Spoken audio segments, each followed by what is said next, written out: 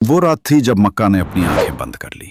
मक्का के सरदार आज तक किसी से नहीं डरे थे, मगर आज डर गए। हर तरफ से रास्ते बंद थे, हर पहाड़ पर आग जल रही थी। दरबार में खामोशी थी, किसी के पास कोई जवाब नहीं था। एक कासिद मक्का की तरफ भागा, मगर बहुत देर हो चुकी थी।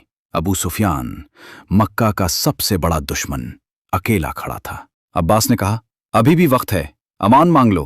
पहली बार अबू सुफियान ने इतना बड़ा लश्कर अपनी आंखों से देखा। नबी सल्लल्लाहु अलैहि वसल्लम ने फरमाया, जाओ, आज तुम सब आजाद हो।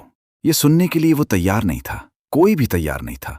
सुबह होते ही वो लश्कर निकला, खून के लिए नहीं, फतह के लिए। मक्की लोग छतों पर खड़े थे, आंखों में खौफ था।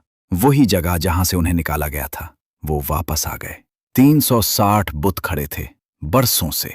आज उनका आखिरी दिन था। पहला बुत गिरा, फिर दूसरा, फिर तीसरा। जब सब गिर गए, काबा अकेला खड़ा था, जैसे हमेशा था।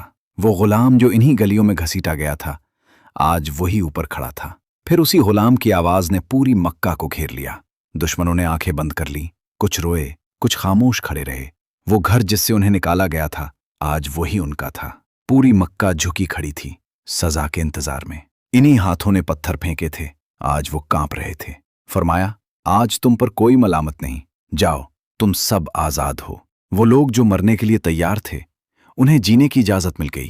ये फतह तलवार से नहीं, रहमत से जीती गई।